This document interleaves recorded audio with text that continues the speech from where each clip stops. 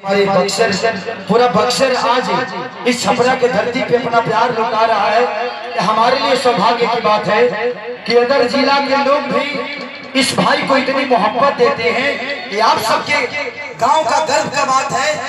ऐसे बेटा के आप इस गांव ने जन्म दिया है, जिस गांव को सिर्फ इसी गांव ने नहीं बल्कि पूरा बिहार प्यार करता है, पूरा यूपी प्यार करता है। तो मैं चाहता हूं कि अजीत भाई का एक जोरदार ताली आप सब बजाइए। आज अजीत भाई हमारे गांव में पैदा ना भरे तो खेसरिया के बोलावे में कम से कम 15 लाख रुपया लगा, लेकिन ऐसा नहीं है। ये अजीत भाई का ही गांव नहीं बल्कि मेरा भी गांव है, जहां भोजपुरी बोली जाती है, सुनी जाती है, वो सब मेरा गांव है। छपरा जिला तो बस पैदा हुआ हूँ, लेकिन हर जिला के हर गांव के लोग मेरे अपने हैं और आप सबका भाई हूं मैं, इसीलिए मैं इतना आगे हूं, इससे ज्यादा कुछ नहीं। बस एक होगा ठीक है। हाँ, थोड़ा सा पीछे करवा दीजिए, थोड़ा सा पीछे करवा दीजिए। एक होगा के छुट्टी बराबर एक घर ऑर्केस्ट्रा थोड़ी ना डांस ना माने डांस हमर रखल हो देख लो ही बन लो ऐसा लिखे के नहीं खलो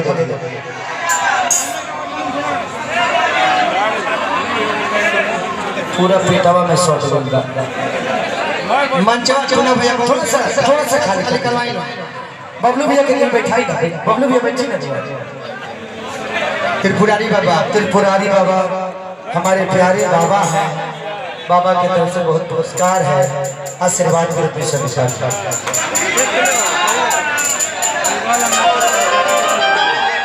अरे कहाँ पर घर है रिमझी मैंने आप बताओ तो साइड रिमझी के साथ थोड़ा सा रोमांस करना चाहते हैं। मंचो तो खाली हो जा, थोड़ा सा खाली करिए आप, खाली करवाई ना।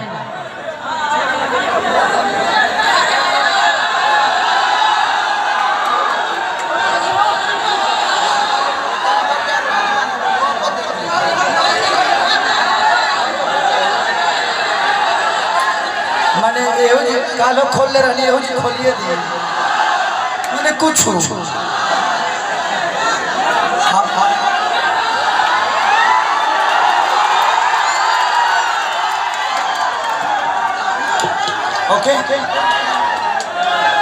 अब थोड़ा सा आगे ना बाबू, थोड़ा सा पीछे। यूट्यूब वाला देखा भिखारी, यूट्यूब वाला लोग प्रियर हो गए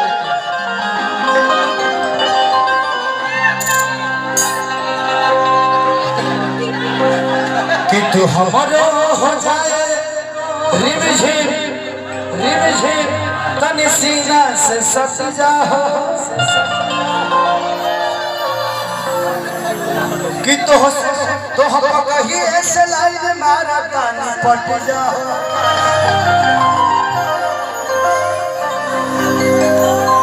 कि जा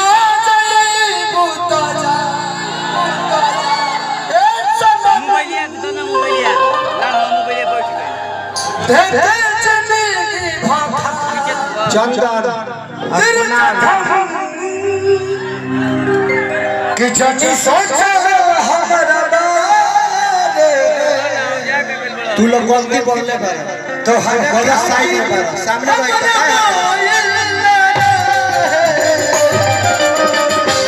तू लोग गलत साइड कभी परसों के दिल लगा है भुला गइल वैसे कैसे भुला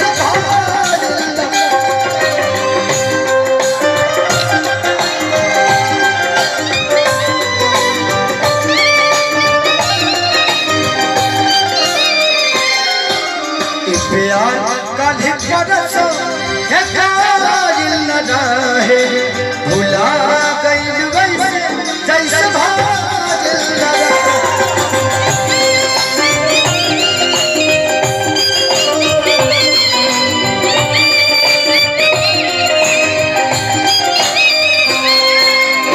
जिंदगी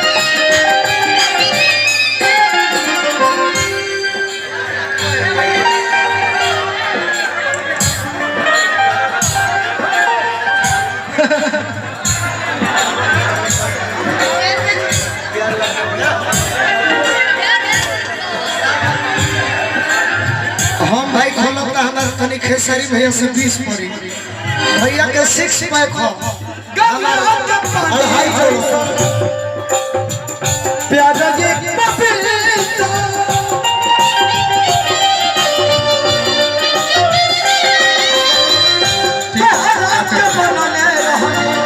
जाने दे पपीता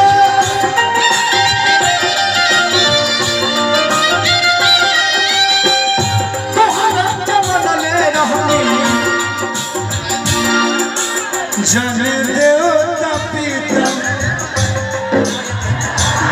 तुझसे पहले वो दिल में हमारा सुनाया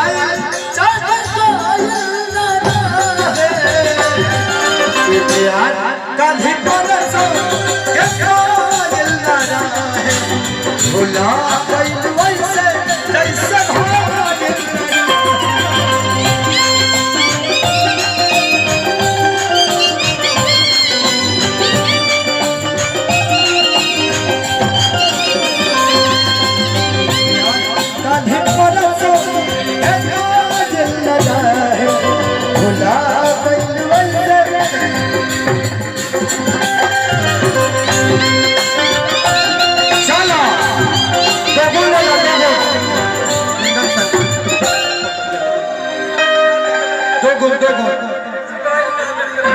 प्यार काले परसों के कायल न रहे भुला गइल वैसे जैसे भाई न रहे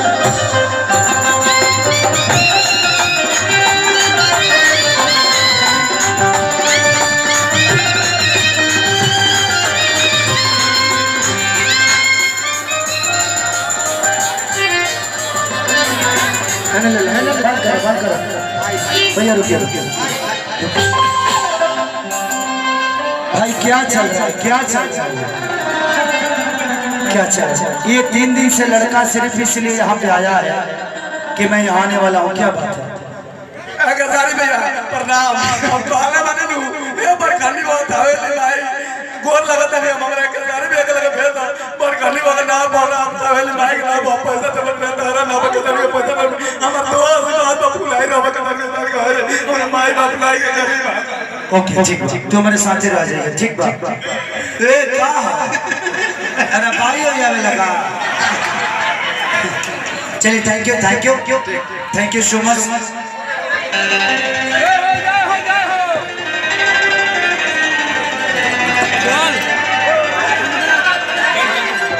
चलिए हम चलते हैं